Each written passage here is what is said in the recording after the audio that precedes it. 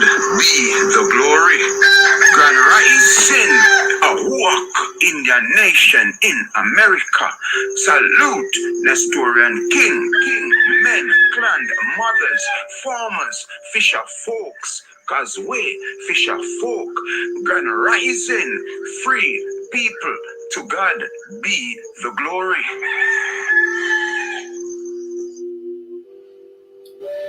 Give thanks, give thanks, give thanks and praise. Yeah, man. Salute, my good brother, Sir Anthony.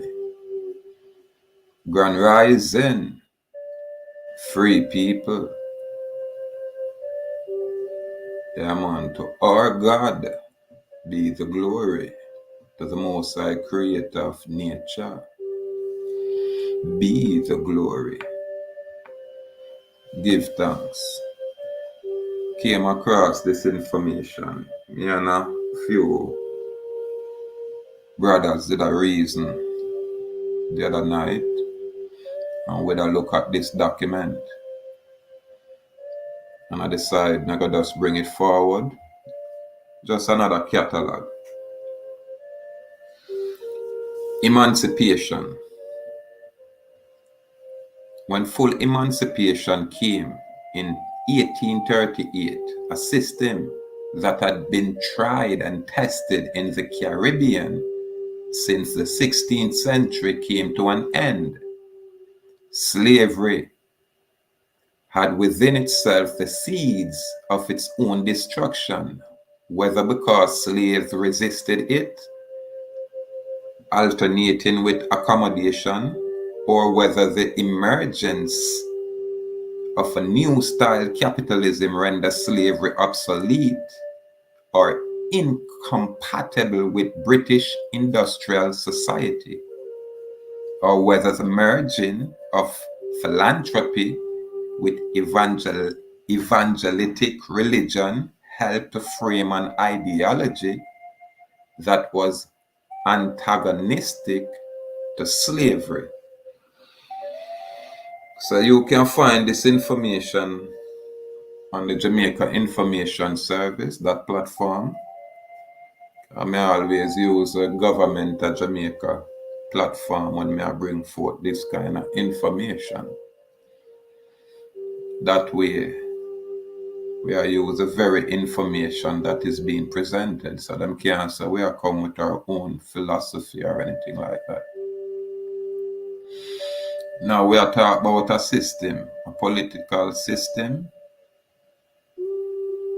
which was in place from the 16th century and came to an end in 1838.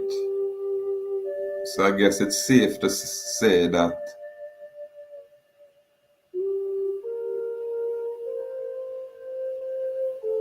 from 1492 to 1655, we have this foreign system of slavery.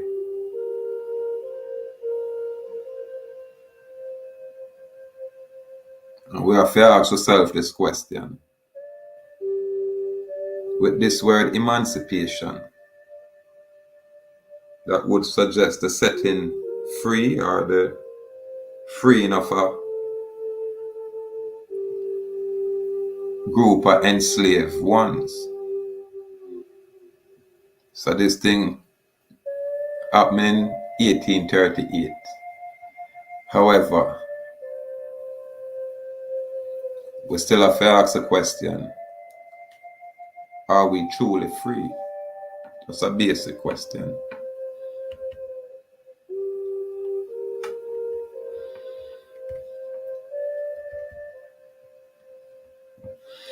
Let's continue.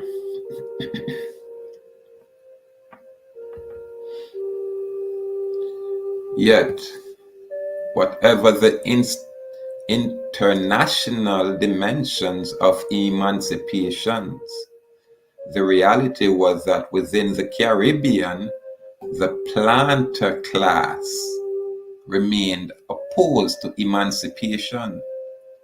and only the reward of £20 million in compensation for their lost property made surrender to the colonial office more palatable to them. So these planters were against the emancipation. However, with a payment or a reward or a compensation of £20 million for their lost property. You hear these things, people?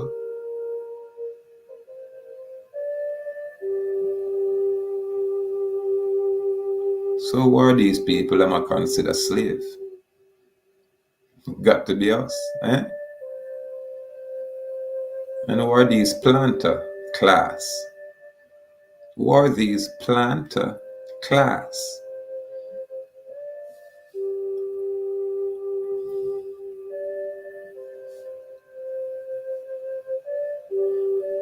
So too did planter recognition that they were to prove victorious in one very important respect.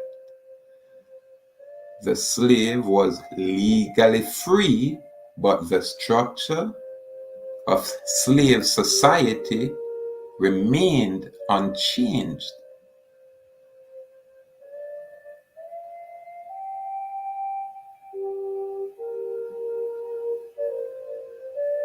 Wow. Let's read back that again. Whatever the international dimensions of emancipation, the reality was that within the Caribbean, within this West Indian area, the planter class remained opposed to emancipation, and only the reward of £20 million in compensation for their lost property made surrender to the colonial office more palatable to the planters. So too did planters recognition that they were to prove victorious in one very important respect. The slave was legally free, but the structure of slave society remained unchanged. That means the very slave system is in place, irrespective of, the slave was legally free. Legally. The energy of planters was now to be directed towards converting a former slave labor force into a permanent plantation labor force. From the perspective of planters, it was to be the same rider on the same mule, cantering toward the same destiny. I have to catalog these things. Yeah, man. I can't help but to catalog these things. Yeah, man. And this is from the government of Jamaica.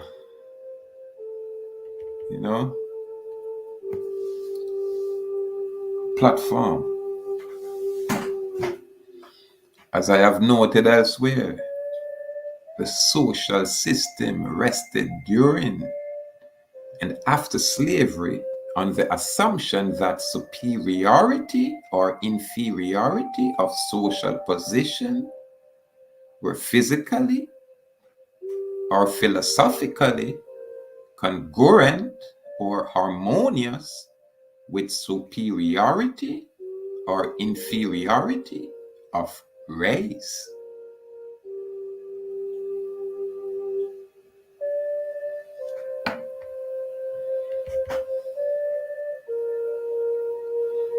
Interesting. The recognition in 1834 by the ex-slaves or apprentices that abolition had not been intended to create a context of freedom that would provide opportunities to develop a wide range of own account activities independent of the control of the former slave masters, as Tony Boggs put it, was met with strikes and in some cases with a riot and certainly with a reluctance to place any freedom value on August 1, 1834.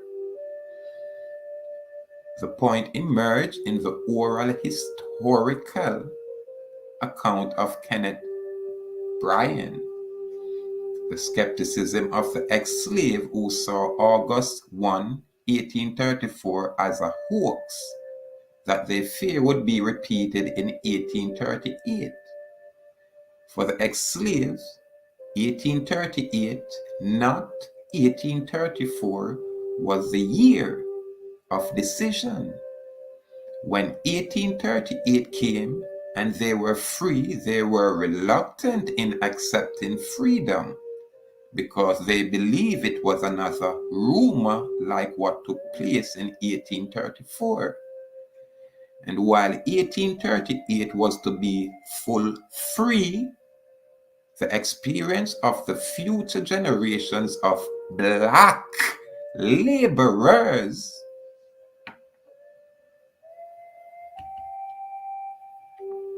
so the laborers, or the so-called slaves, were black.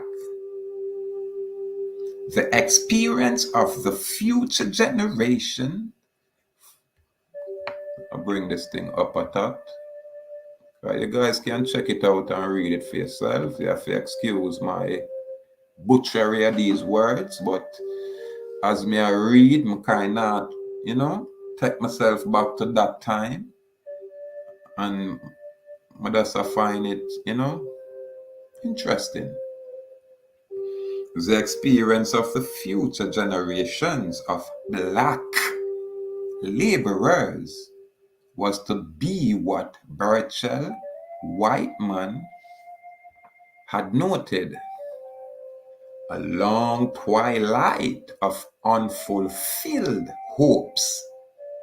Whiteman sees emancipation of necessities, therefore, as a process and not just a calendar event. Boggs concludes, too, that the deepest aspiration and strivings of the black majority have been frustrated by the hegemonic ideology of Creole nationalism, notwithstanding an occasional vibrant black nationalism. So you have an ideology of Creole and then this black nationalism. So we can safely say the laborers wasn't Chinese. The laborers wasn't the Hindustani, now calling themselves Indians. The laborers were the invisible people, the black people, the first people, the original people, what I'm called Aborigines, the American Indians, here, the East Indians. Well, correction, the West Indians, because we are in the West Indies, but you have the East Indians, who are the Hindustani, who are here in our location, and they arrive here in the 1800s.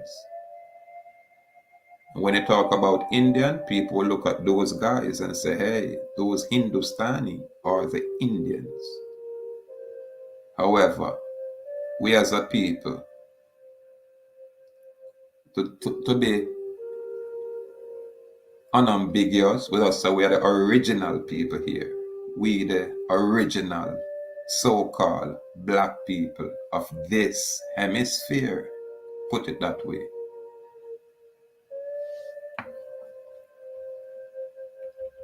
I know this would be an interesting read, but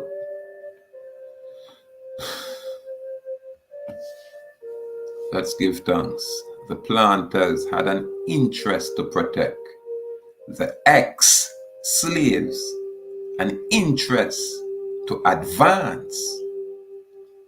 The planters had the weight of the British government behind them.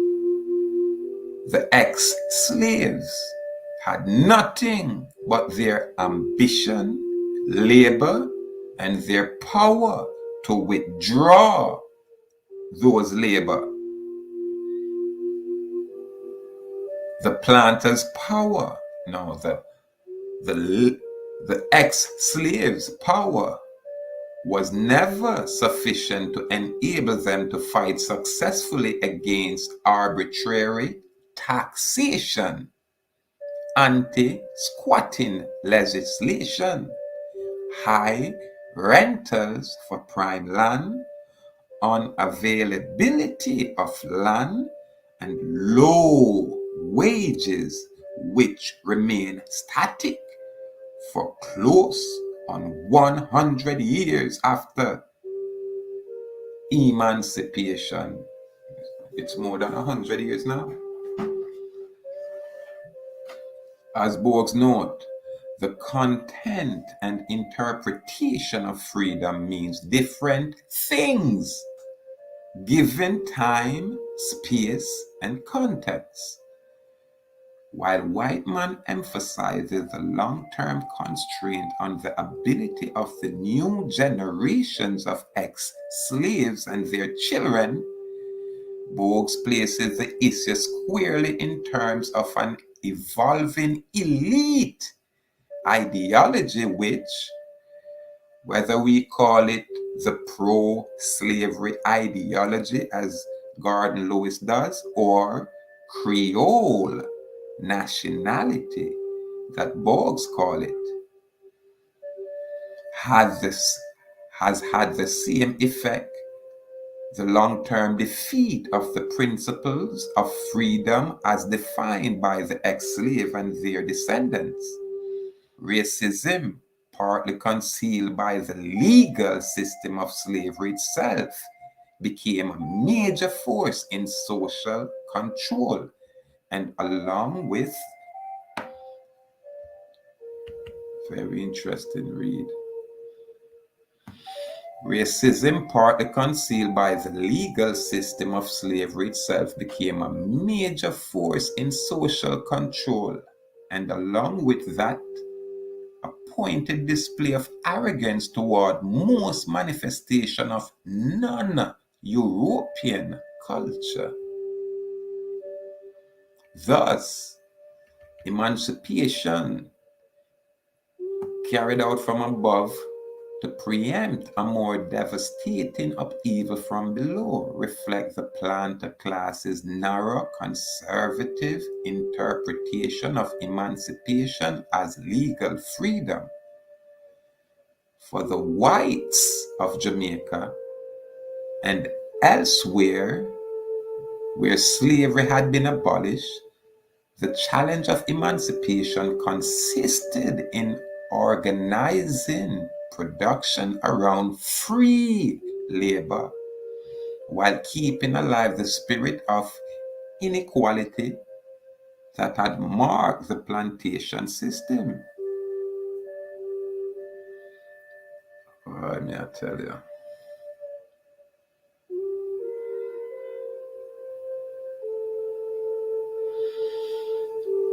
Let me go back here, Sophia, a small second.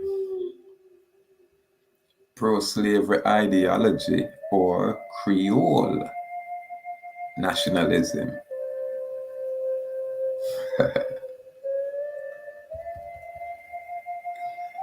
But as Whiteman indicates, and as Walter Rodney has shown in his history of the Guyanese working people, there were important pressures that constantly challenge the accepted ideology of white cultural, economic, political, and social predominance.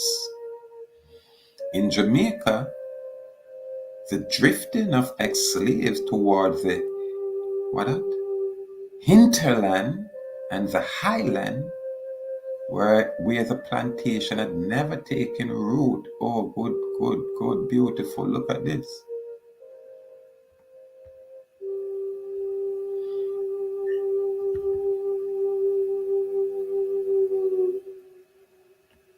In Jamaica, the drifting of ex-slaves toward the hinterland and the highlands, where the plantation had never taken root, such as Manchester, was proof enough that ex-slaves were prepared to take every opportunity to advance their interests. Okay, so the drifting of the ex-slaves towards the hinterland, that means the slavery that go on more on the lower land, more on the coastline, because them have to go inland, hinterland, which is not really the coastline, and them have to go up into the highland, which would be the mountain. Yeah, man. So that makes sense. I think that makes sense.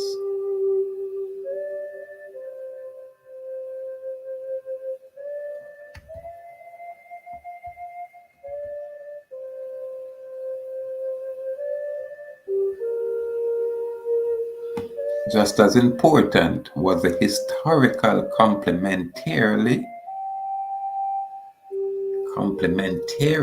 and, to some extent, empathy between religious bodies and the spiritual and temporal welfare of the ex-slaves and their children. Ex-slaves. Boy, the people in the enslaved, and I'm quite sure them never know it. Because just like now, right now, where the people are enslaved and are totally unaware of their enslavement, only because now it's so sophisticated. Yeah, man. It's sophisticated slavery, you know? Our people's and body. Yeah, say that is in bondage at this time, in this era. Yeah, man, it's called sophisticated slavery. Got to be. We have to put a term on it.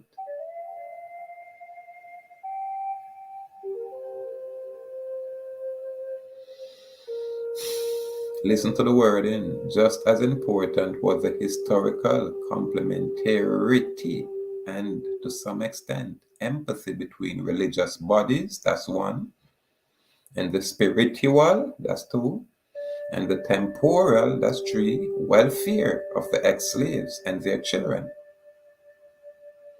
The religious body acting as honest brokers or as a buffer between elite and mass, seeking to please both sides and God, provided the earliest opportunity for the children of slaves not only to seek the kingdom of heaven, but through education to find the means to escape the thraldom of the plantation. One clergyman, black, frankly indicated that the desire to escape the plantation was a sure proof of black ambition, not a sign of laziness. For some planters, education spoiled labor. For others, more subtly, education reduced dependence on the police and provides the opportunity to create a black middle class as a buffer between elite and mass. It is a truism that homogeny does not eschew concession in the interest of the maintenance of order and the rule of the elite through the law.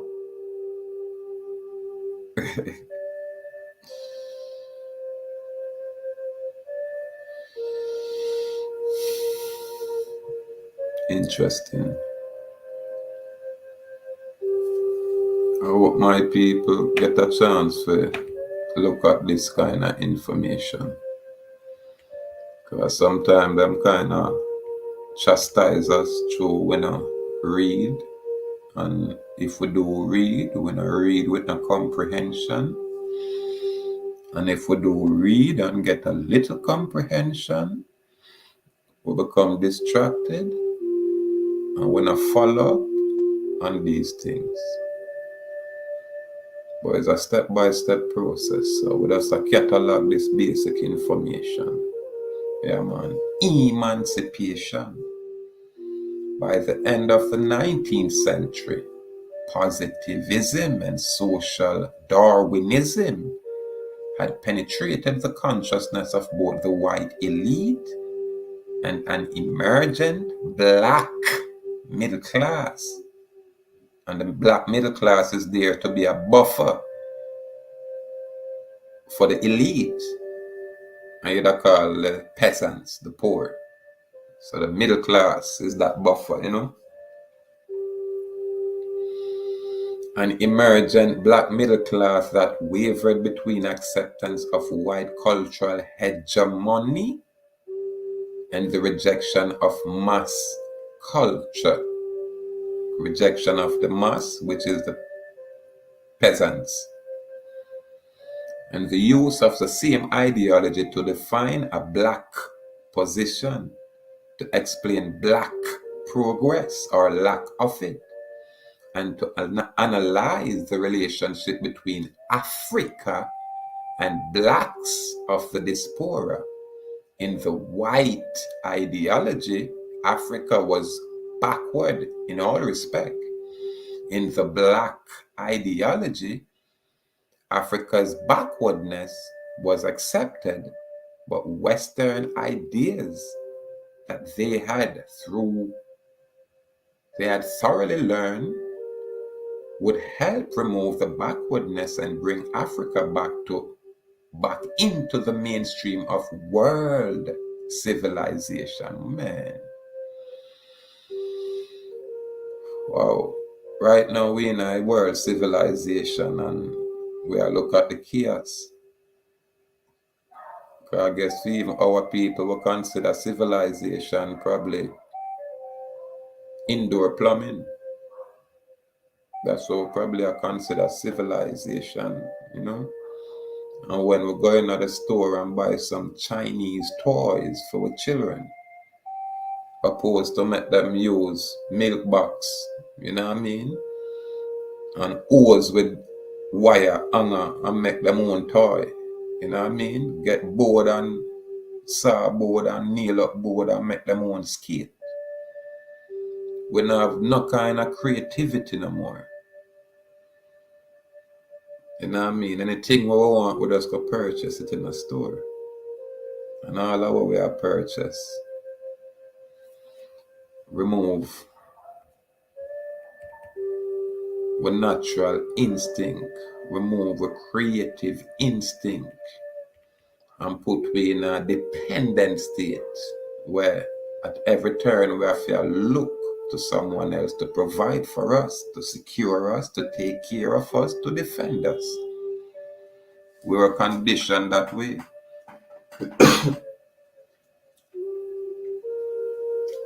We were conditioned that way. We weren't born that way.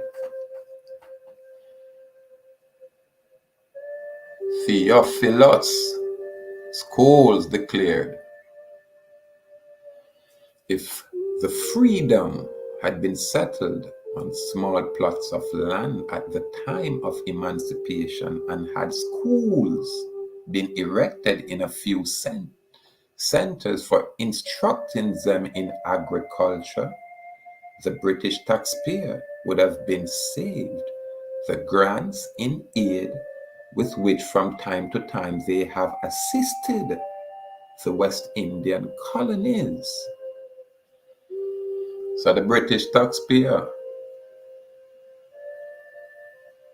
are the one who provide the grants in aid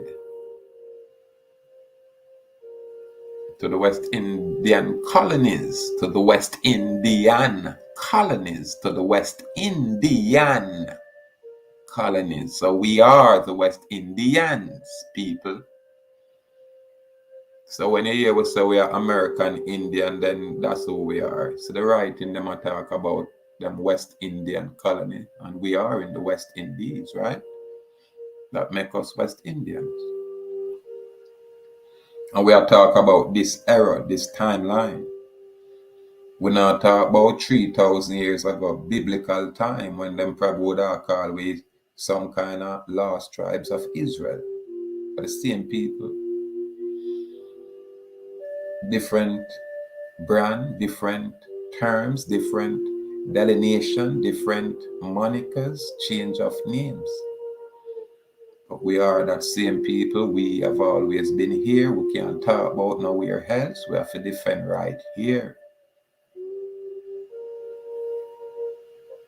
And if we look at 1492, when we were here, assumingly, unprovoked, unmolested, and then we can document when the Romans document when they came here and saw us. So there is no argument there. Emancipation has from time to time, including now, been used as a calendar date for assessment of achievement or non-achievement. The first such formal assessment I am aware of was done 50 years after emancipation in 1888 by a group of 5 black Jamaicans who pointedly denied or declined white participation in the composition of the work. This book contains a study by H.J. Reed, later a regular contributor to Dr. Robert Love's Jamaica Advocate, on the people of Jamaica described. That's what the document or the book name. The people of Jamaica described. I have to look for that specific book here. Bring it forward. An essay on the position of each of the 3 significant racial strata and the relationship between them. An underlying theme of the essay is the self-confidence of blacks that Jamaica was their inheritance. Underlying theme of the essay is the self-confidence of blacks that Jamaica was their inheritance. You hear that?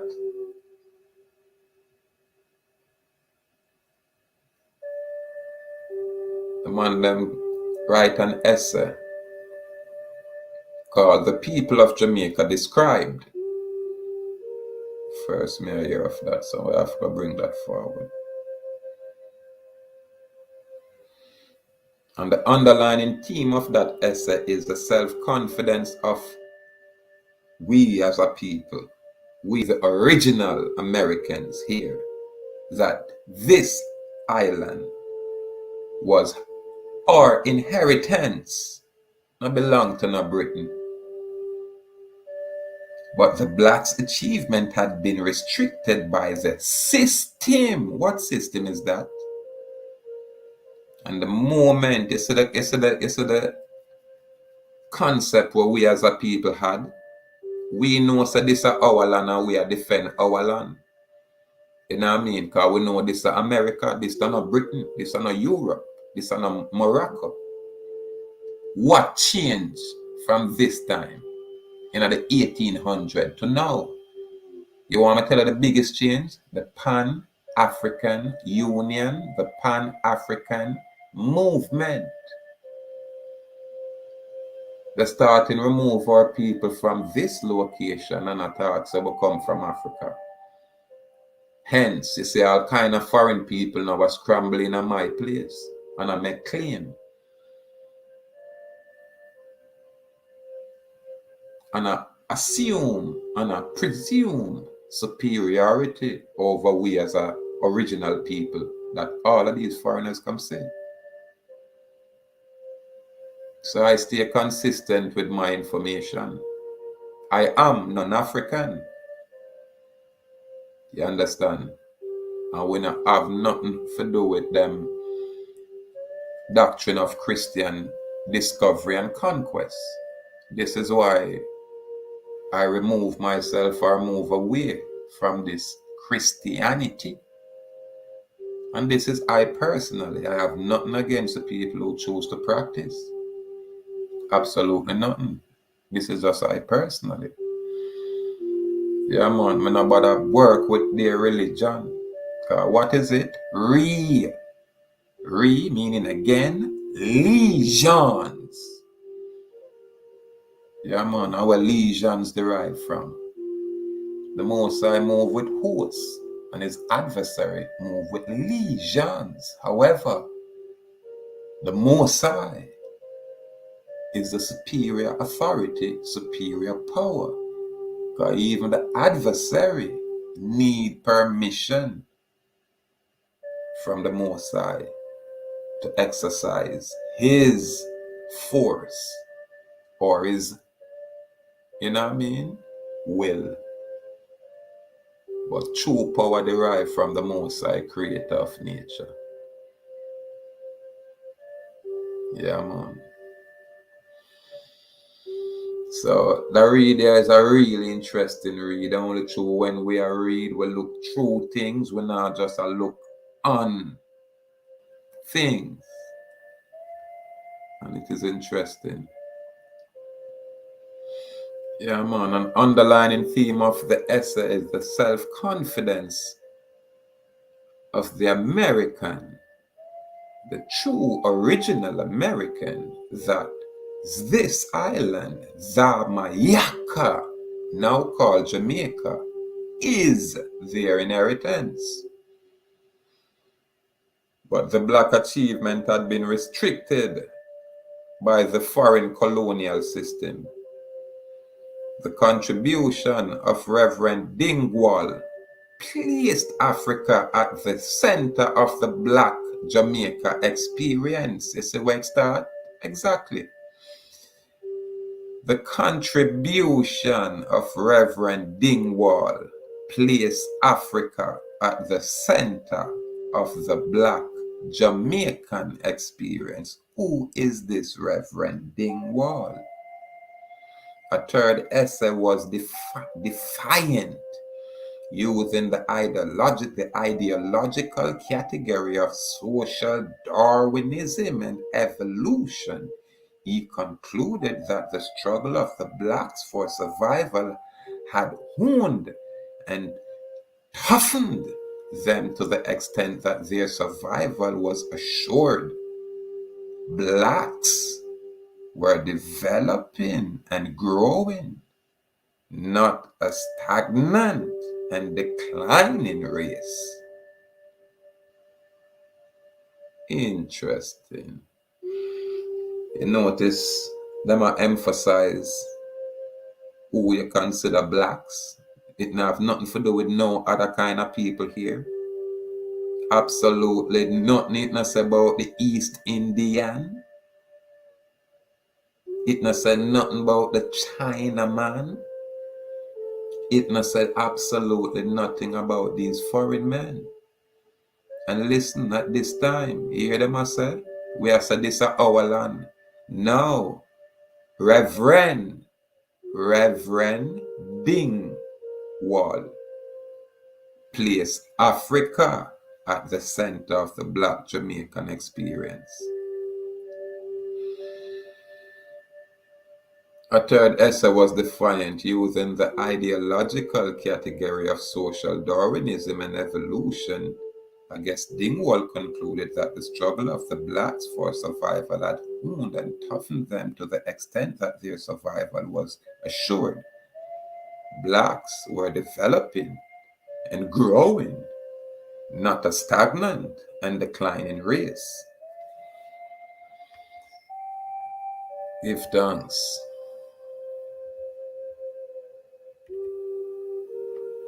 This leads me to the theme of the People's Convention discussed by John Lumsden, who shows how I'll make sure I'm not butcher anything around here. Who shows how love brought together the leading minds among those who are identified with the cause of the emancipated. The Jamaica Advocate, 27 August, the 27th of July, 1901, explained the upcoming convention in the following terms. All right, let's look at this again. People's Convention in a 1901.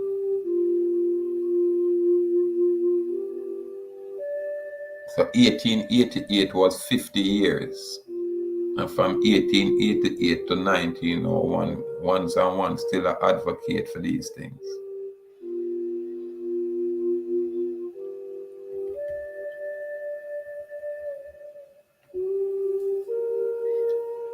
The 1st of August anniversary of the great day when to the African bond slave in the British West Indies. You see how everything started change now? Now we become African bond slave. My God, something else I go on, yes, man. Hold up, man. We move from black people, yes, sir. You understand? From right here, what the people them must say, boy, the confidence, the self-confidence of blacks. Of blacks. Them no want to say of the Indian, them no want to say of the Aborigines, them no want to say of the original people. Them say of blacks.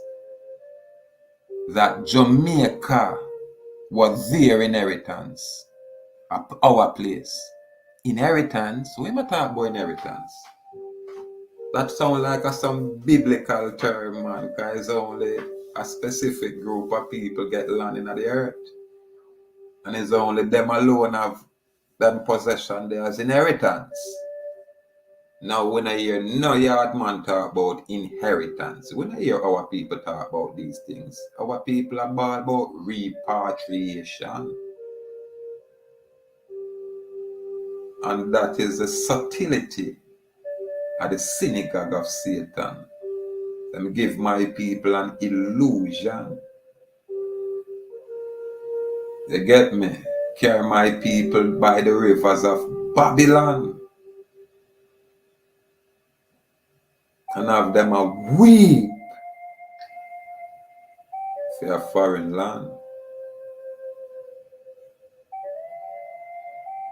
This is the subtlety of the mess we leave from being the blacks to African bond slave. What the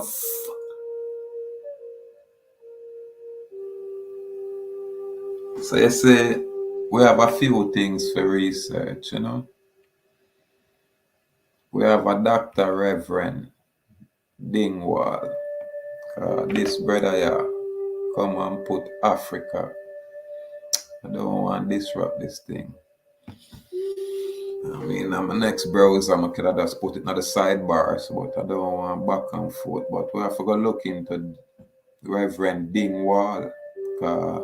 The contribution of this devil here, it have to be a rotted synagogue of Satan. Am I reverend? Then you know what that means. He is a reverend for the synagogue of Satan. That's all me can say. Because right here, say, I look upon people right here in America who is American. And I tell you, say, boy, I put them in Africa and I center the black man. So them I give you don't want no more clue than that. And then now it come down to the next line. This is where we're gonna. We are show the advocacy, and then all of a sudden, oh interesting. Oh interesting. Put it this way. Yes, I like just that. The 1st of August, anniversary of the great day. I guess the great day would be 1838. When them with the emancipation, because that means that all slave across the earth is emancipated. What my people think it's them or just them. No, you'd have some Jewish people. Where everywhere them go, people run them out of them land. So them that kind of instrumental in a lot of these creation in the people. So there's always a duality there, you know. So when them say them, you know, free these people, if we are still enslaved and the Jews that were freed in 1838 like us are governing things now, ask yourself what's going on. Because if we are here on this island and they are saying our head of state is someplace else, the head of state is the governance in the people.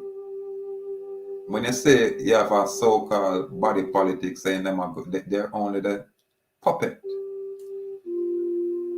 Wherever the head of state is, that's where the master for these puppets will sit. So where is our government? Because this government is foreign to I. This is why I chose to be self-governed. That's why I can say I am an Awak Indian. It's called self-identification. You know what I mean? I choose to govern myself. It's called self-determination. And it's all lawful, not just legal. So all of a sudden we turn African born slave in the British West Indies. So we are no more West Indians. We are now African born slave. Listen. To each his own and a free people. Really, to each his own. This is why I'm like catalog these things. You understand? And when I catalog these things, at least I say, boy, I have done my part with my high school education. And I say salute to Tivoli Garden Comprehensive High School. You understand? But without the application of self, then I'm quite sure I would not view things as I am. This is why we say self-taught. You know what I mean? Don't be afraid to apply yourself. Don't be afraid to ask questions. Don't be afraid to type in a Google. Don't be afraid to qualify whatever you get. Don't just take it and run with it because Google said it. Spend another hour or two doing some research to qualify the information. This is why my sounds are different. This is why, you know, it seems like say boy me is a man outside of what everybody else I do. Because I have my own head on my body, so I have my own views. And when I share it in such a way where I say, you look at it, you contemplate it, you come to your own conclusion. Don't just take my word for it.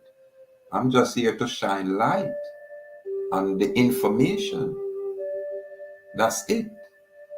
And then we as a group can come together and break it down. I don't mind giving my opinion, but my opinion is just that, mine. It's not really carrying a weight. You understand? It not gonna really stop no traffic. It's just my opinion, my point of view, from my perspective. And we just share, and we just shine light, and we just keep it moving. Yeah, man. So me I show the eye them say we're there a long time. These people know who we are. We're not supposed to have to go around, come around with these people. But for whatever reason, we may have to. You know what I mean? But at least we have make sure so we catalog the basics. These are the basics. This is where any 7 or 8 or 9 or 10-year-old can just type in Google and ascertain. You understand? Public information, it's not hidden. And it's free. Once you can pay your cable bill or your internet bill. Outside of that, it's free. Yeah, man.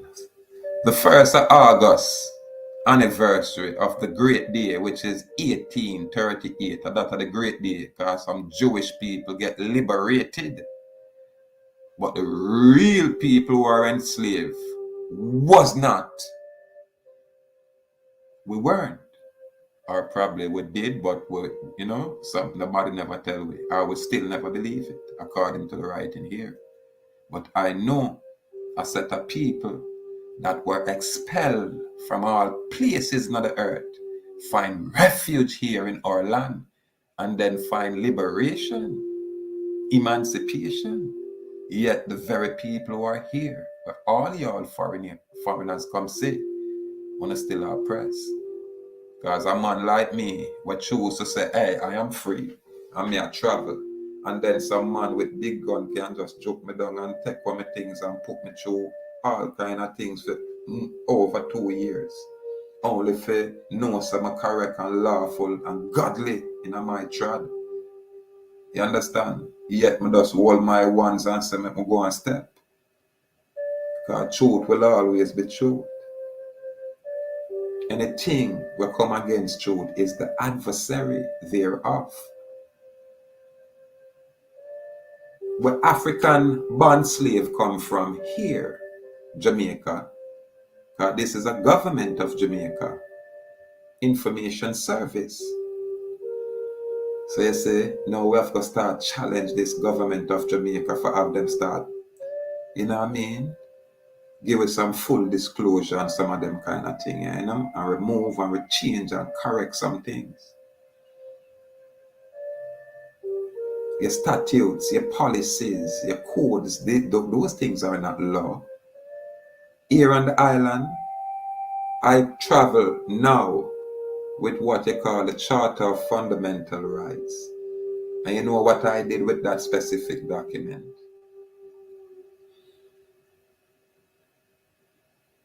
I endorse that document. I acknowledge and accept that document. You understand? And know that this document is the contract and it is the law. So you say any other thing outside of what we have to present as such, it not apply to I, it not apply to any man we just call I name. We associate with I. The moment you say, yo, we know the Nestorian king, we know the sovereign man, yeah man, awa. Especially when you say that word there, awa, not even Linton dollars. You understand? When you say awa, right away is a free pass. Nothing where you guys do apply to us in our capacity as original people. You know what I mean? As God chosen people. You understand? And we not say y'all not chosen. We just say this is our place. You can go back to your place as chosen people in your place. This is what I'm saying.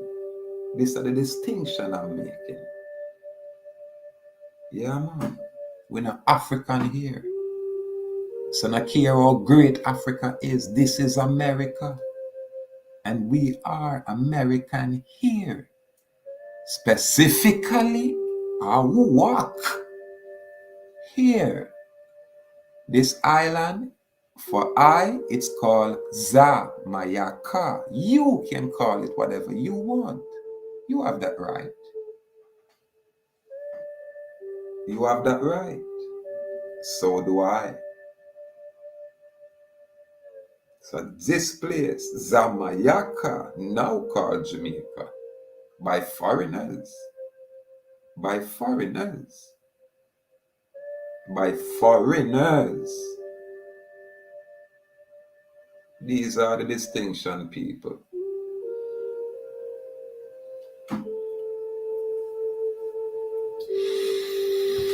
Can't get over this. The 1st of August anniversary of the great day 1838 with the liberation or the emancipation of slavery. When to the African bond slave in the British West Indies, the blessings of personal liberty was given not by act of parliament only, but in reality is approaching.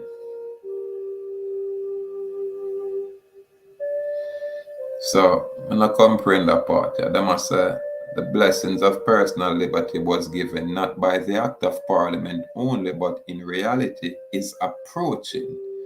Oh, so it never get there yet. It is the intention of the People's Convention to celebrate the day in a manner befitting the event and the obligation of the children of the emancipated. Who are the children of the emancipated? We have had to combat the stupidity put forth by certain impostors, who pretend to have an unnecessary care of society and an unnecessary fear that our motive or the result of our movement would unhinge the sealed order of peace and goodwill. The People's Convention decided to make the celebration of their day an occasion of intellectual and patriotic movement. It is a day on which to recall the history of our fathers and to contemplate the destinies of our children. Whose fathers? History of our fathers? It should be utilized to the end that the Negro subject of the British Crown will eventually rise to the full dignity of their national privilege and enjoy without any discrimination, any distinction, the full political manhood embraced in British citizenship. Boy, I tell the agent them said, when we had discussed that thing, me just scan through the first little paragraph and I tell them, say, boy, me have to go through this thing. My energy, so I need to do a little video while I go through it. So I read this document for the first time. And I have to really download the information and keep it, lock it, make it up in a book form. But yeah, very interesting. It's very interesting, people. It's very interesting. Yeah, man. I go back over it again, Yeah, them can find this thing and touch it up when get on our own time for study and research and catalog. But I go right back over this thing. The 1st of August anniversary of the great day, which is 1838, which was the emancipation of slavery across the earth. I would assume went to the African bond slave. All right, let's contemplate right here. African bond slave. I guess my people wouldn't be involved. Probably at that time, them had a handful of African bond slaves in the British West Indies. So it doesn't necessarily mean just the island of Jamaica here. Probably the island of Jamaica never even included in that. Because we don't have no bugger African bond slave. Because even those Hindustani would be considered such. You know what I mean? And all those Chinese were come here as indentured servants would be as such. So forgive me if I try make some excuse and I jump some fence from the African bond slave, yeah. Interesting people. African bond slave in the British West Indies. The blessings of personal liberty. Okay.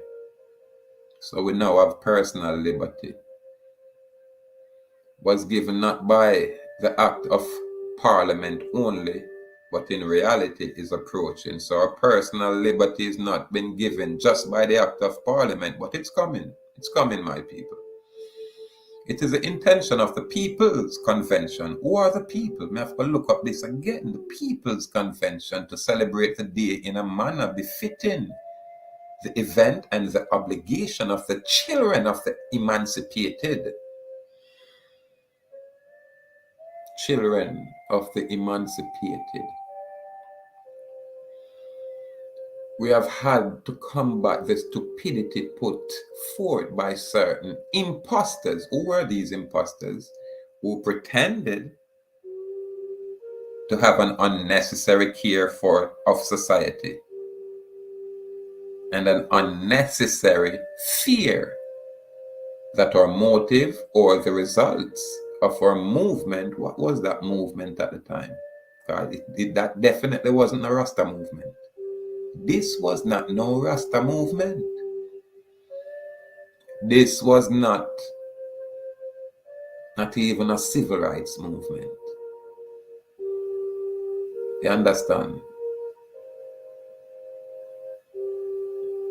The People's Convention.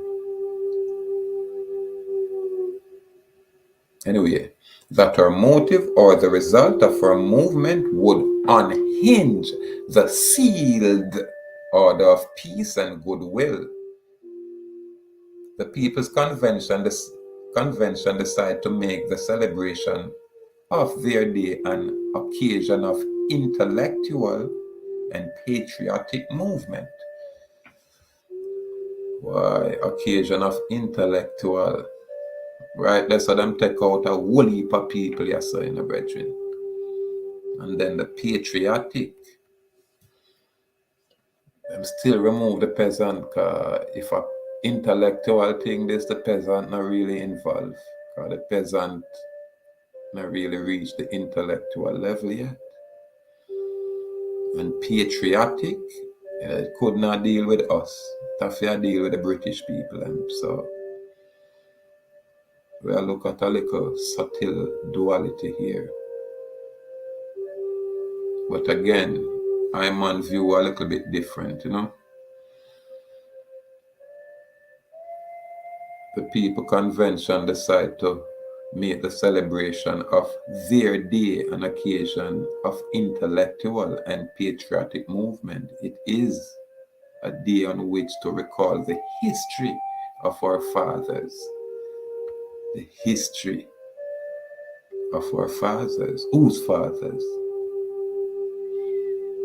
And to contemplate the destiny of our children. Whose children? Because we are right now, I got through a whole heap of things. And when we look around, is our people really at the brunt of it all. Because down to the very Jews where everybody used to persecute, those so-called Jews of the synagogue of Satan, down to them free themselves. Down to those people can do all kind of things, own banking systems now, own corporation now, own a bunch of people now. And we as a people still don't know what freedom is.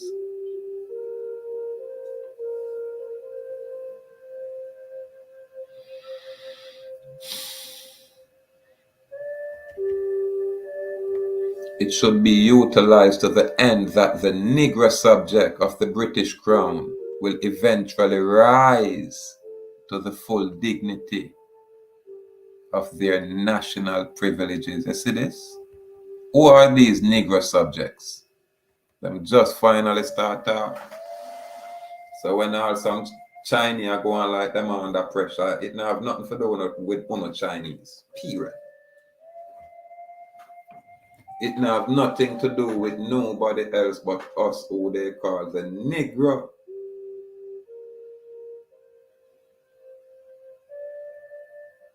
You understand? This is why I advocate for my people, because my people look like I. You understand? Me have friends where not look like me, you know. Yeah. Them light skin and them ear curly. But you see when them show me them mother look just like me. But them daddy are probably from someplace else. But you see when I look on them mama look just like me. Look like my grandmother. Both my grandmother on both sides. You understand? So don't get carried away when I say like me I talk about bloodline. Cause you don't know what image and what feelings what might, varies. You get me? But not tell me say you come from a place like Russia and you come around here and you tell me say you want equality with me in my land. Are you insane? Or you for come from your place where me not have no interest in going? I want to come around here, come talk about you want equality. And them don't even want equality with I. I want to say I'm more privileged than I. Because I want to come here and get all kind of fanciness from this foreign system. Yet to not oppress we, the original people here. Pay attention. Every foreigner when I say come in my land, especially when them a come from some northern location where them pale as mess. Notice them condition here.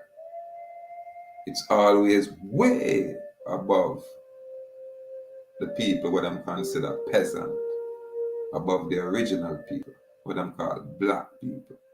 Why is that? Why is that? And when some of our people are in possession of so-called worldly power, ask yourself what happened. They never come to our area. They never have one of us as best friend. Them always hang out with foreigners. You understand? When we have a strong man, them go marry foreign woman. When we have a strong woman, them go marry foreign man. This is our problem. This is our problem. Who are you, Negro? You don't want to be called Negro, but you're comfortable being called African. Mother. You understand? You don't want to be called original or aborigine, but you're advocating to be called African. Why is that? Say it's a conditioning. Negro.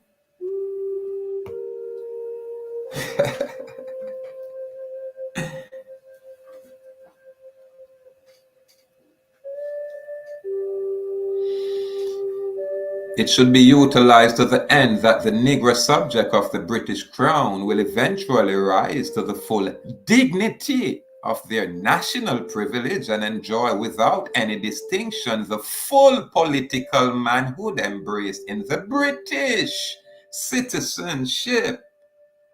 Okay. Now, well, at best, we will say, all right, we are British citizens then, because we are under British citizenship, because them enslaved we. And then we jump from one enslavement and gone in our next one named the government of Jamaica citizen. What the I have a passport which says citizen of Jamaica and Commonwealth citizen. I have to go present that image there of that document. Yeah, man. What you say? I boss this over here, sir. They are them boss. The Honorable Governor General, His Excellency, the Most Honorable Sir Patrick Linton, Allen. Yeah, man. I always will honor the office because I know so the office are the office where secure I and I when it comes on to the oppression of foreign entities, including the government of Jamaica. Yeah, man, that are just by right. The Most High set it that way there. I remember the Most High say, he might give him angels charge over I. So it depends upon which angel, because all angels, everything belongs to the Most High. The Most High will send Satan come deal with you. Just like how Satan come and say, I could test Job. Satan couldn't touch Job. Satan have to ask permission for mash up Job. Just for testing. So this is why me know say the synagogue of Satan power can't be above the Most High. No time. So I'm not going to have no problem. I trample the synagogue of Satan every single time. I walk on the synagogue of Satan every single time. I destroy the synagogue of Satan every single time. I don't have them problem there. Ada asan arehaiha asunada ishata anada huasa purasa unada uashita lightning, earthquake and thunder. Yeah, man. Bonono. With spiritual fire. Yeah. Same way. Negro. I don't want to be called Aborigine. I don't want to be called Awuwak. I go and call him a Negro. Because I know some Negro subject of the British crown. Hey, you guys on the mainland, it's the very same for y'all. Don't be fooled. When you claim to be a national, then you're under the Commonwealth. And you have what is known as the Commonwealth realm and the Commonwealth of Nations. So when we speak from this rock,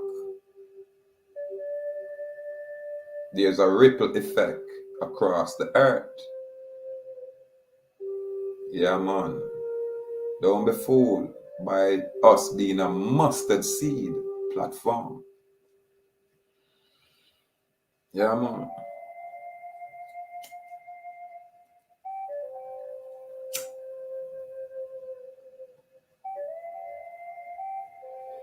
This is why I speak when I speak.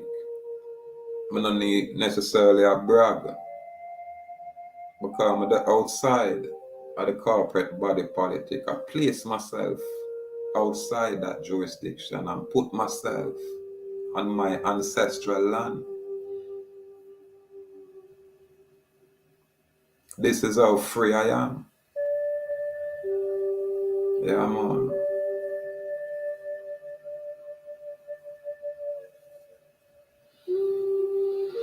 But because there's no whistle and bells, and because of the humility we choose to exercise, then you don't believe me. However, we say, to God be the glory, to the Most High Creator of nature be the glory. Yeah, man. The assessment of 1901, love, called for intellectual improvement and recollection of Black history, the planning of the future of the black race through its children, and for equal citizenship for blacks within the British Empire. At the same time, it disdained any notion that the People's Convention would attempt to disrupt the seal, quote unquote, the seal order of peace and goodwill. What is that? Seal order of peace and goodwill. When you have people in a slavery. Some man for be comfortable in a slavery and talk about peace, order, and goodwill. Mad? That's insanity. Well, if you're a planter, then it's justifiable, you know? So for the foreigner to enslave a people, they find it justifiable. This is why I not pay attention to the Christian, because the very Catholic Church with them Christian faith is what come here and create genocide amongst my people. That very Catholic Church give orders, edict, papal bull to foreign people to come and ravish my land and ravish my people. This is what I'm saying.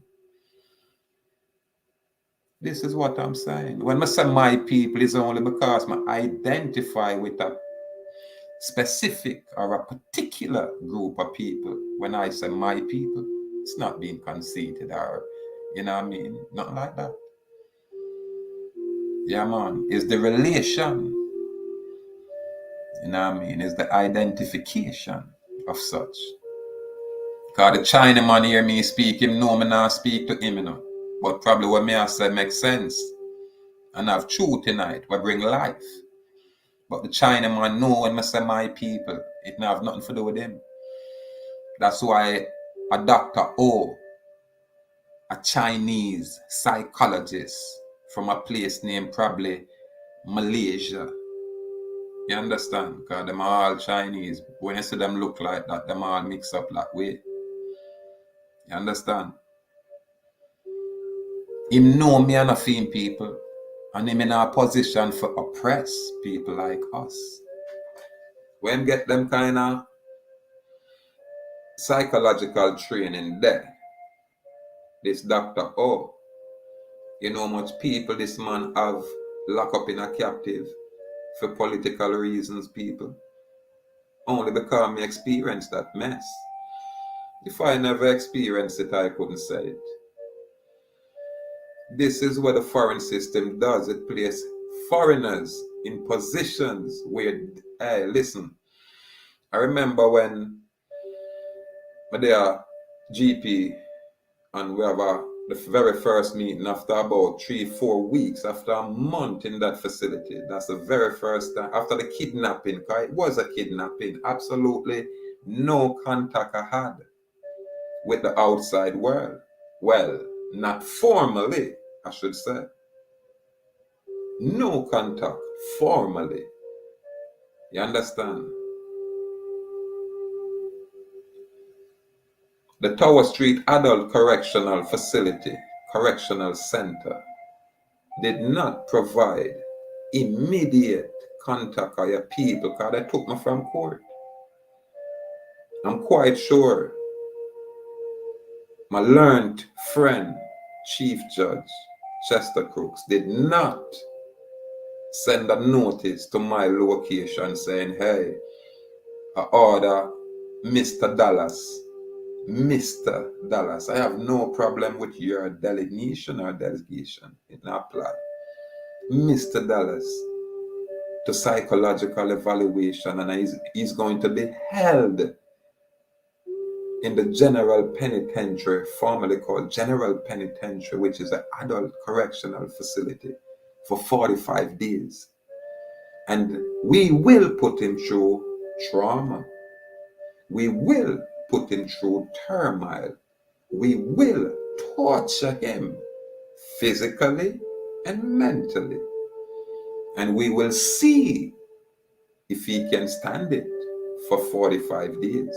That's basically what happened. And no note come to my people, so it was a kidnapping. And after probably about I would say about the first, we got 17 days, so about 20 days. Yeah, man, about 20 days, almost 20 days, more than a couple of weeks. That's when you got the administrative area and you talk to someone where will or say they would contact your loved ones if there's any like that. So this is after 2 weeks, 3 weeks. And people, the lady that I conversate with, she is non-Jamaican.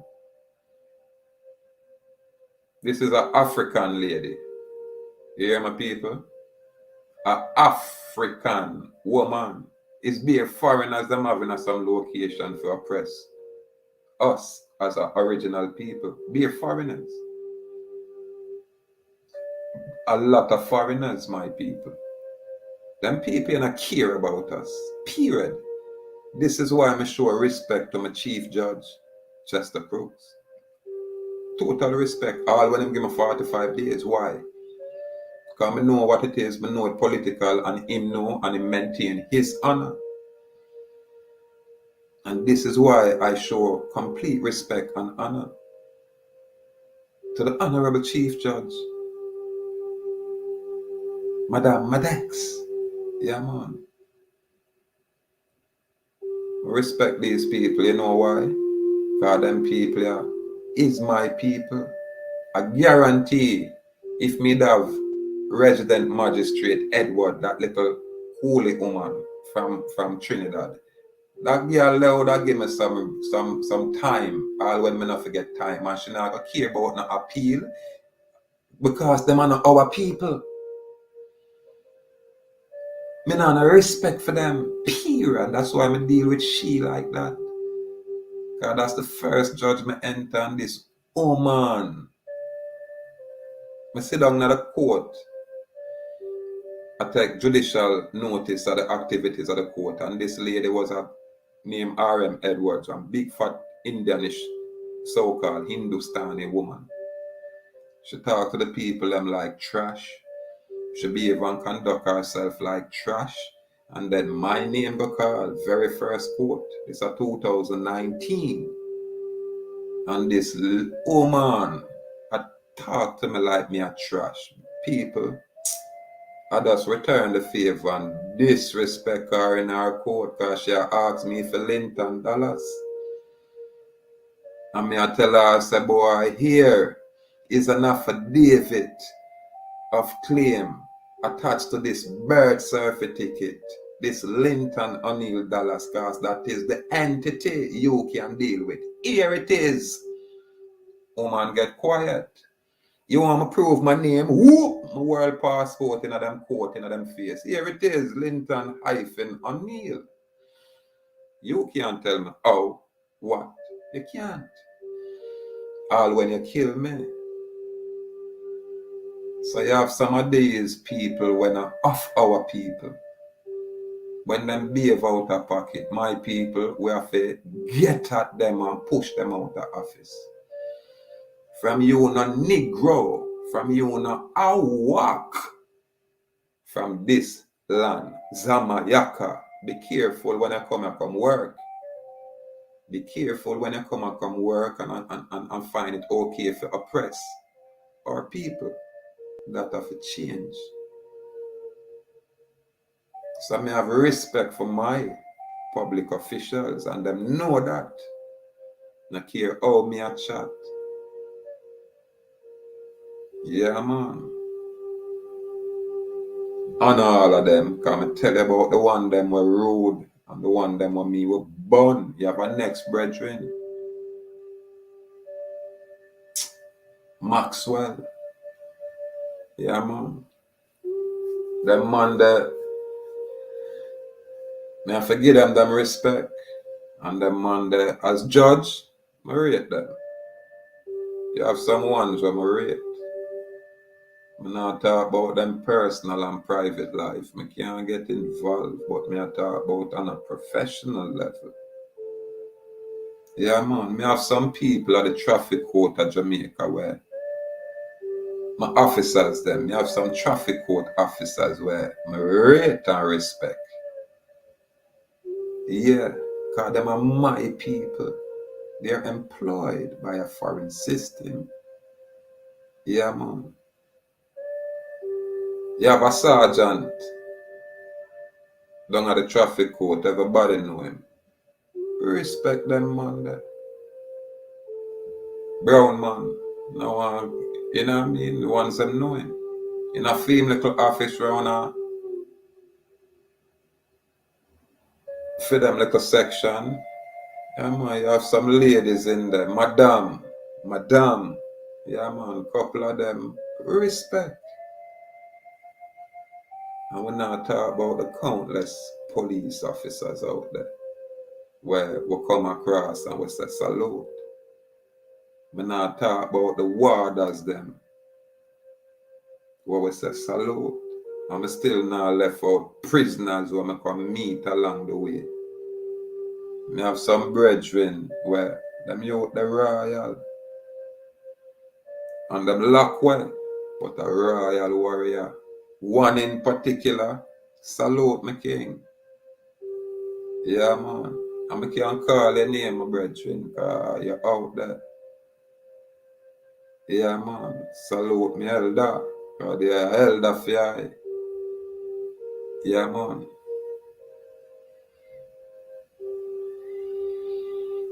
We have to know who we are. And we don't want nobody tell us about we are African. If people choose to be African, we don't have no problem with that. But don't tell I say I had this and I had that when me I tell you say this is what I am and this is what I am dealing with. And this is how I choose to step. Free, man. Yeah, man. Free. Now get in trouble. Now bother nobody. Understand? Free, man. Come with no bag of paper about me for do this and no, man. For me declare myself so I'm free, I have no interest in how I deal with kind of foreign to me. And every step of the way we are demonstrate say you guys are foreign to us. You understand? And we have shown a document from the government of Jamaica website.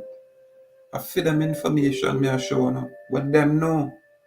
Is you guys don't know. But we now have some little guys we make a lot of money at your detriment. And them are telling them to go to foreign land and them not going. Them are going all kind of history about some foreign places. You understand? But them nasty.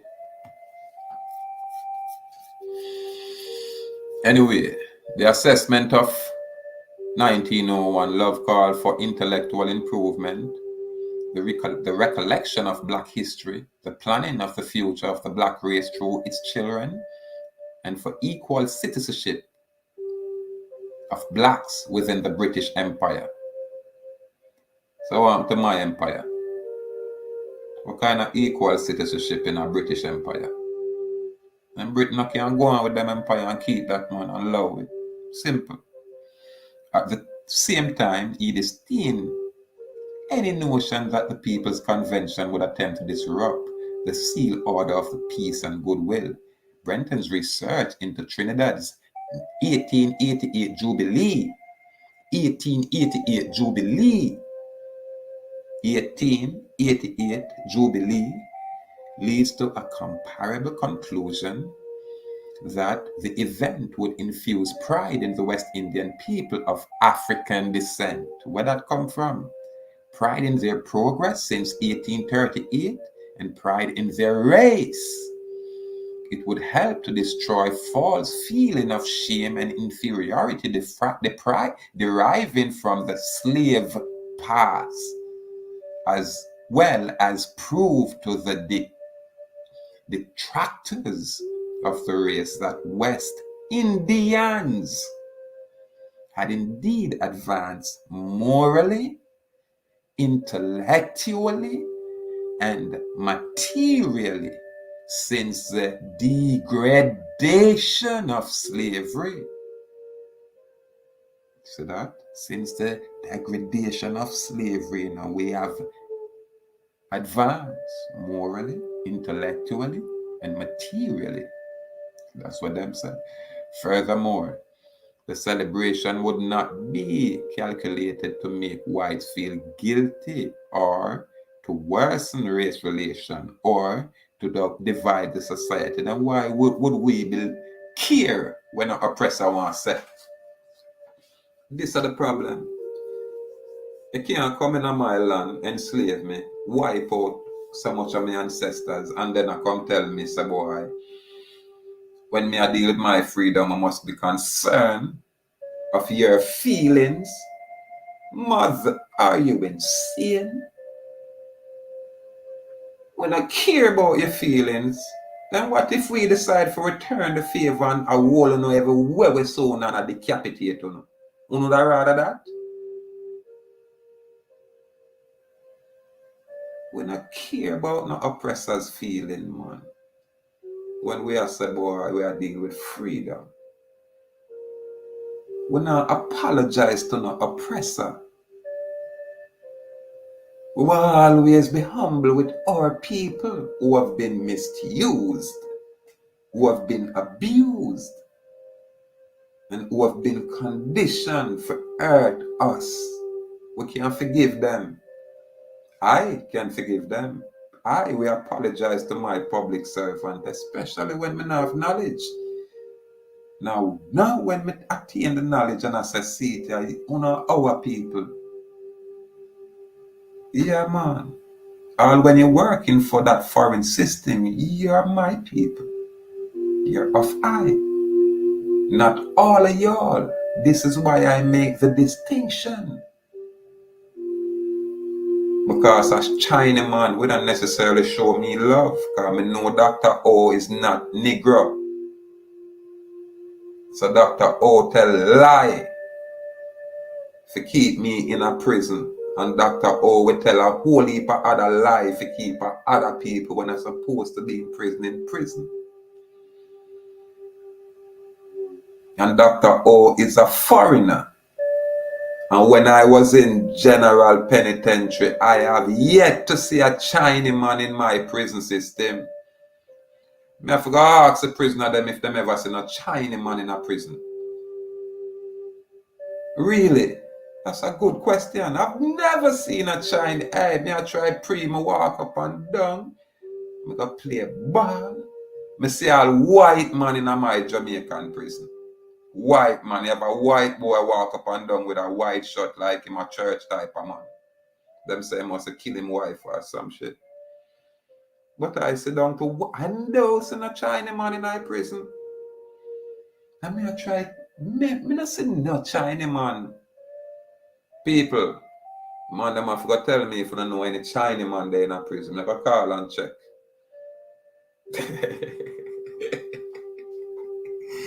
When I see a Chinaman there in prison, believe it.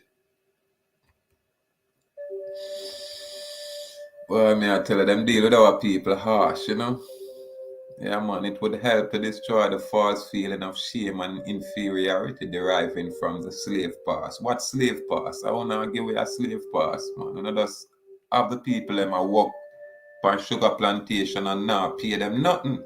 And when them rebel, and I call them slave and say slave rebellion. Just like now. Right now, if my people them, if me go tell my people them, say, watch out. We are all a sitting enough. We take a week off. We not got no work, no do nothing. We just got chill and meet up with each other on our own accord. And my people follow me and lock down Jamaica. They don't know, so them are going to call me slave leader. And them are going to say me start a slave rebellion. You know, so that's what history, I got poetry. Right now. Right now. Because when I talk about 1838 emancipation, and who get emancipated, it wasn't my people. It was the Jewish people.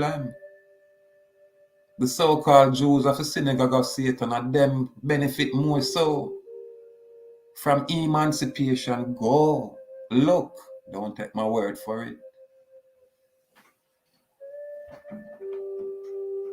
Don't take my word for it. Yeah, man.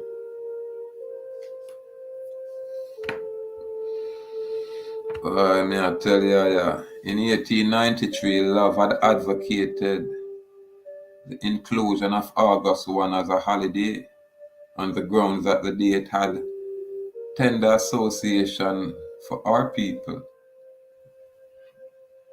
Then know 2 poems written by Matthew Joseph that reflects the tender association. Alright, people. The them can find a document and mash it up, you know. I'm not necessarily love the long drawn out, but them thing here that's obvious are all of what we have been saying. So we have always been here. Some foreign people come and them just water we down. When the man them say alright, you know, them are free themselves and yes, our inheritance. Some reverend big wall put Africa at the center of the black people here. And then you hear them talk about African bond slave right after. Now, here is no more our inheritance. We are look upon Africa now as our inheritance. Now, we have a plan for go over Africa and go war with Shaka Zulu and film friend them for them own place. While some other people will come from some different northern place where them are run from the cold. I run from them icy world, because them living in some ice world. And them a come take over, yeah, so. And then them a go write in them books and say, boy, them original here. You understand? And then say, I, who is the true ones? Them a go say, I dead off, or I abandon island and gone Africa, gone fight Shaka Zulu for Finland. Fucking fool. Go Africa.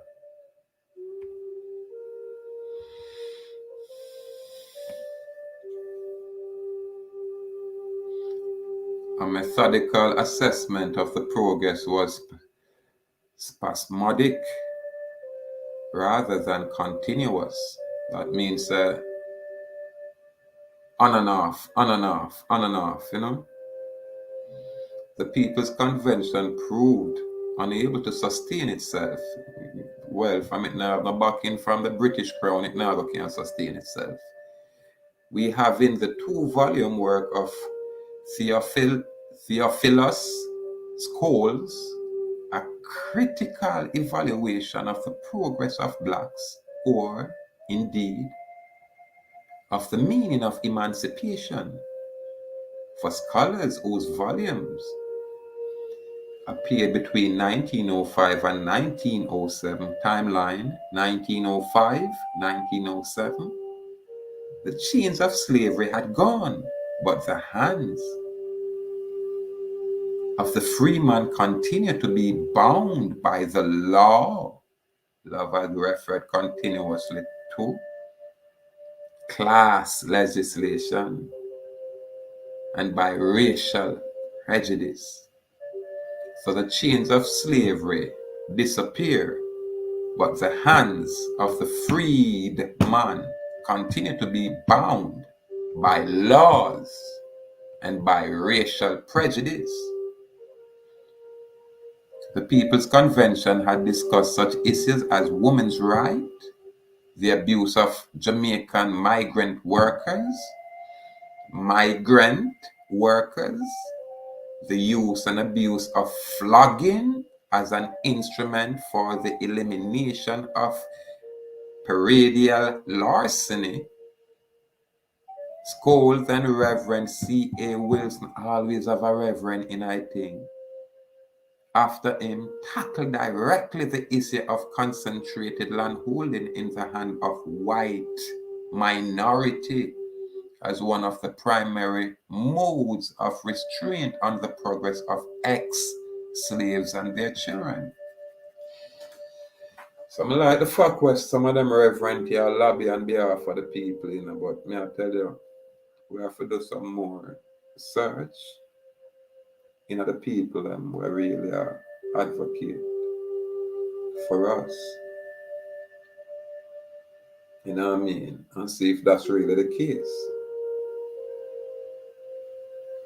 Scholes, no less than his contemporaries, recognized that legal freedom from slavery was not intended to create conditions of legal equality or equality of citizenship.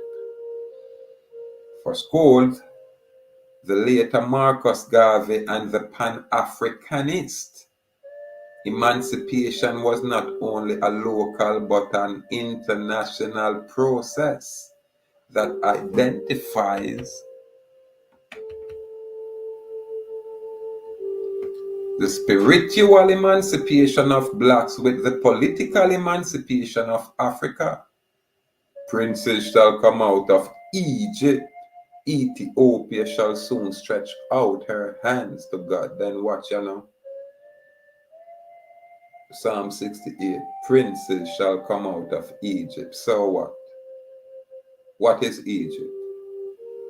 Egypt symbolizes bondage. Egypt always symbolizes spiritual bondage. That's why America would be considered spiritual Egypt. So when they talk about Egyptian and Egyptian civil and all of these, Egypt worship, no, sir, that is a system where enslave our people, always. Always.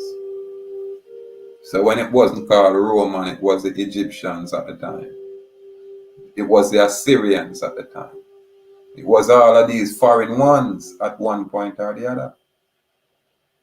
Right now, the Chinese are knocking at the door.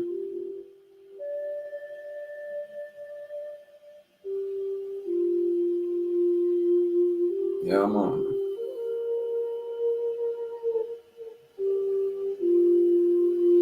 Whereas black nationalism became linked in part with the Telluric based in Africa, Creole nationalism became associated with brown Jamaica.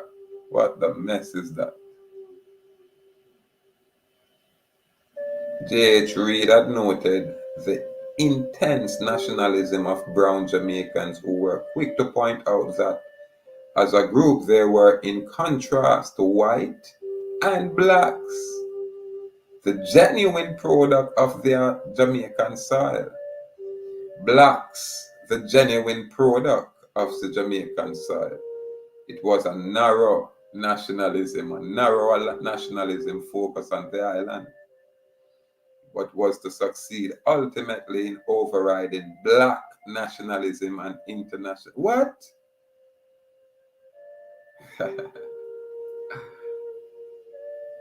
Whereas black nationalism became linked in part with the Telluric based in Africa, Creole nationalism became associated with brown Jamaica. J.H. Reid noted the intense nationalism of brown Jamaicans who were quick to point out that as a group they were in contrast to white and blacks, the genuine product of Jamaica soil.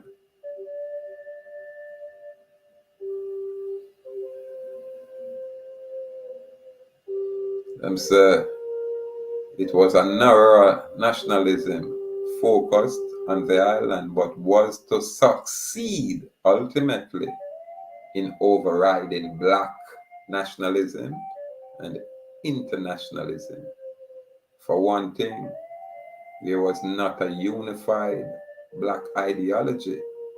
Love, for example, was not a supporter of Bedward or Bedwardism, which he identified as an ideology of insanity.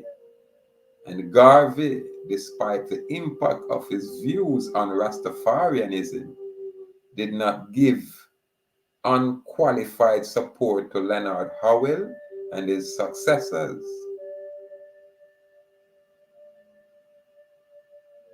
did not give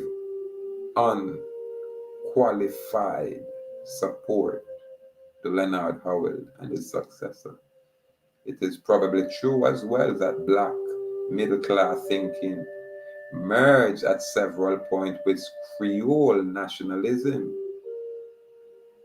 in rhythm with their negative perception of Africa.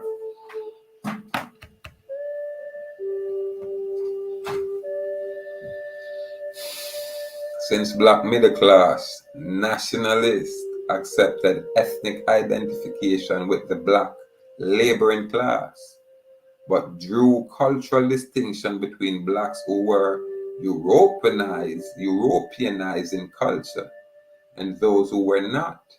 Educated blacks also accepted the civilizing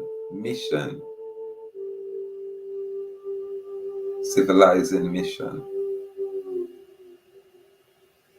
Why, the read here is a read where Avia does a show a whole heap of information where you have within this thing. Yeah, man. The read here. They must say yes, sir.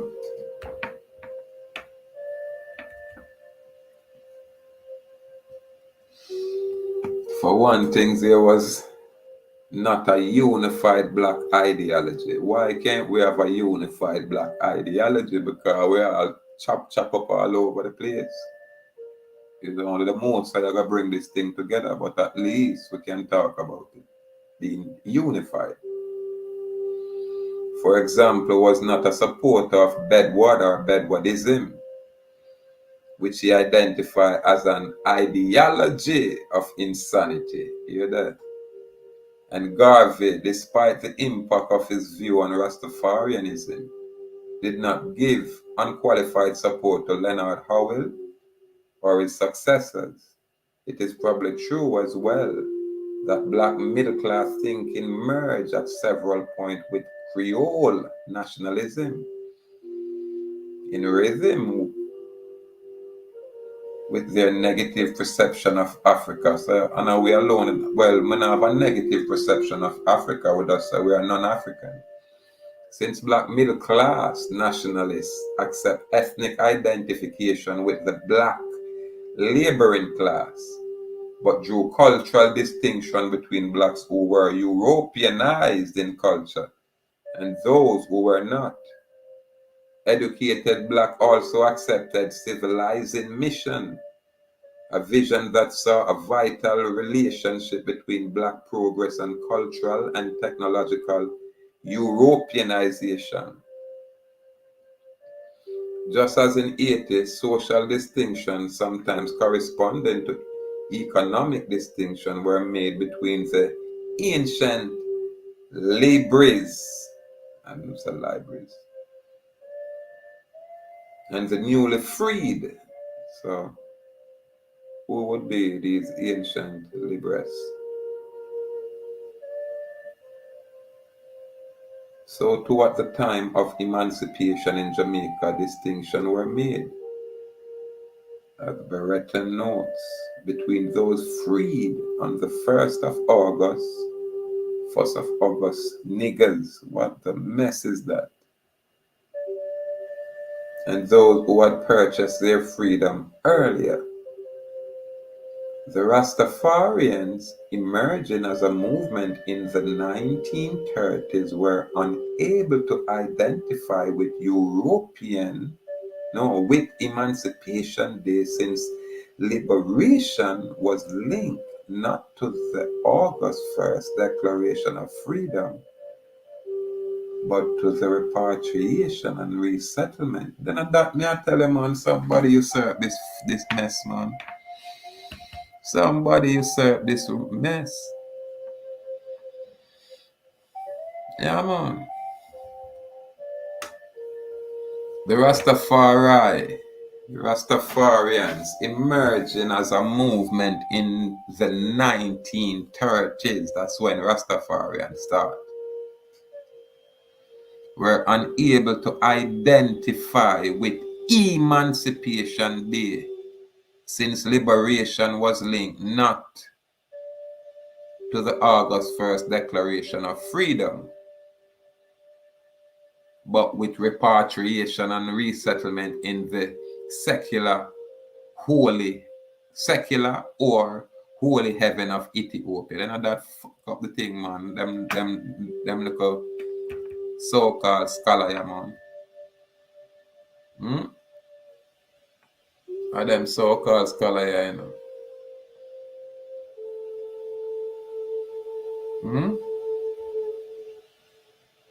And them thing, yeah, man. But with repatriation and resettlement in secular or holy heaven of Ethiopia.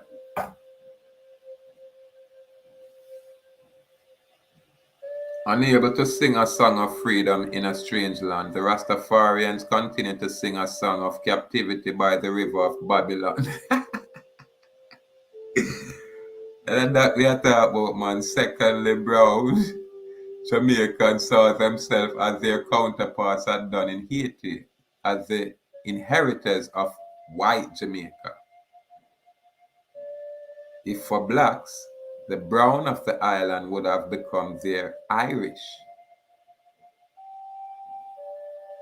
For brown, the black would remain fundamentally what they had always been, the muscle of the labor force. Boy, everybody take the black man face sleeve. It's a sad outcome, I am.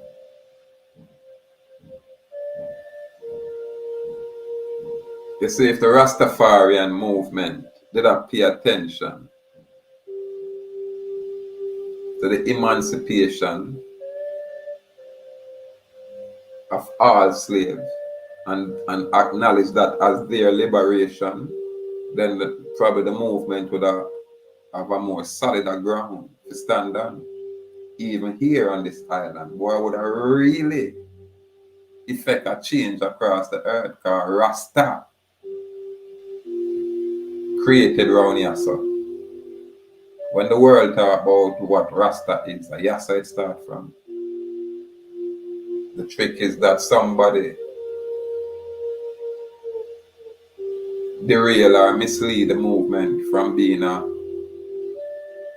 liberation movement to a repatriation and settlement movement. You get me? The Rasta link their liberation to leaving this American hemisphere and resettling in a secular or the holy heaven of Ethiopia. And that spoiled the movement right there, because it has said in the Jamaica system, you know, the Jamaica platform, this has said. Yeah, man.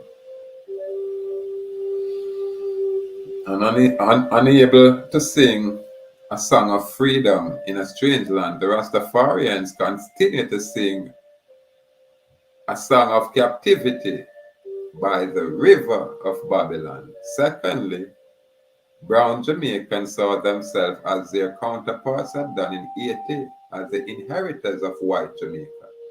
This can never be white Jamaica. How can this be white Jamaica?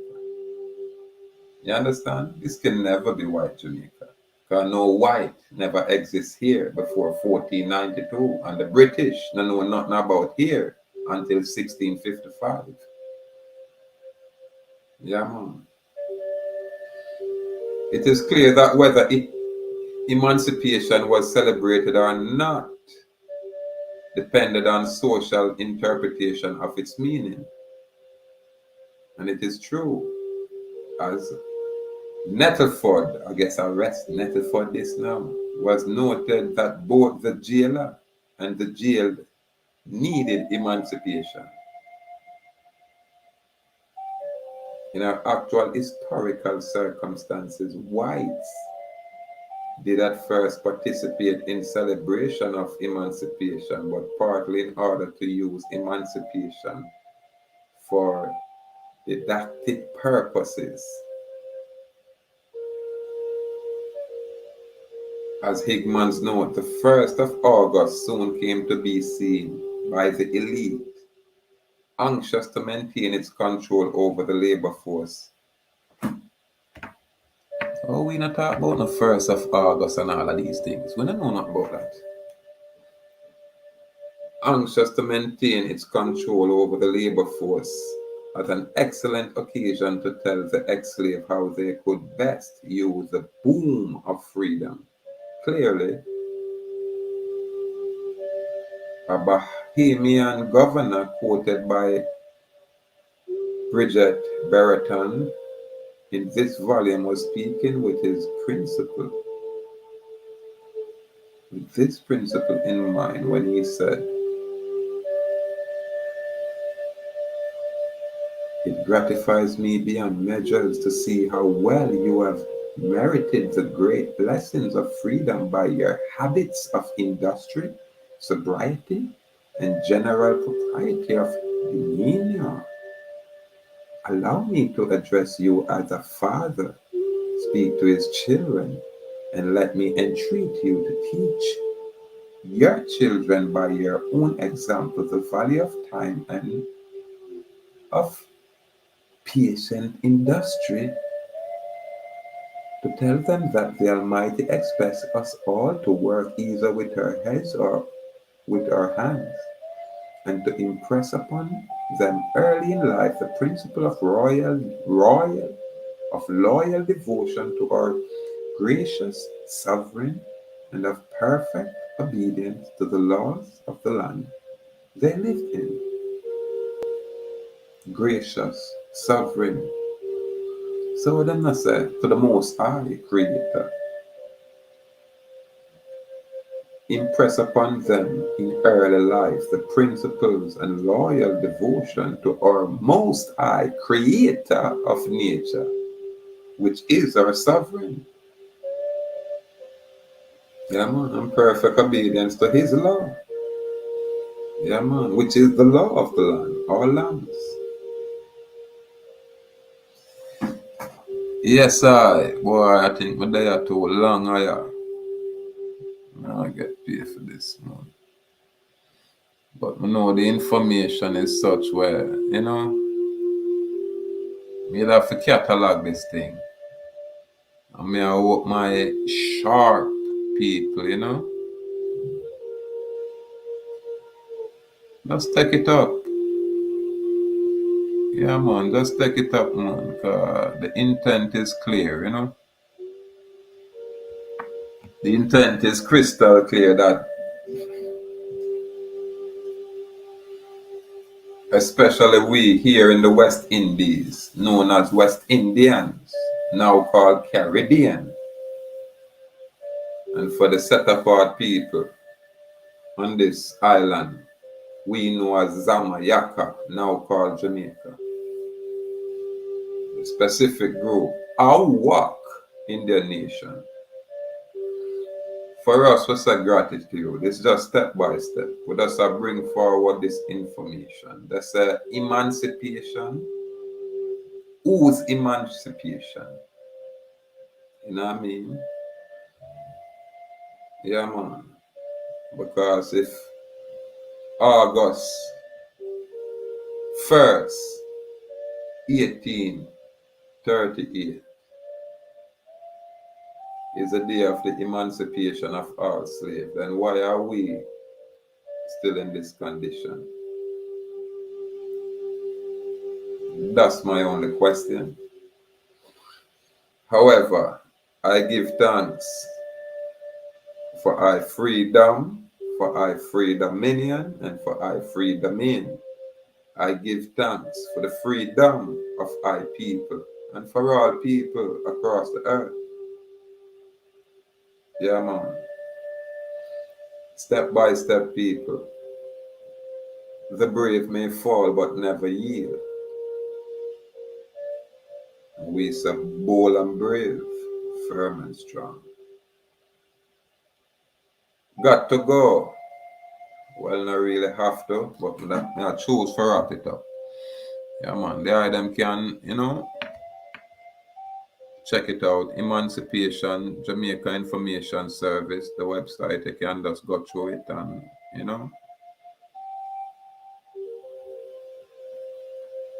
break it down. But it's an interesting read, I kid you not. I find it really interesting. I have to go back over it, make it in a book form and, lock it in my library. Some like for the things.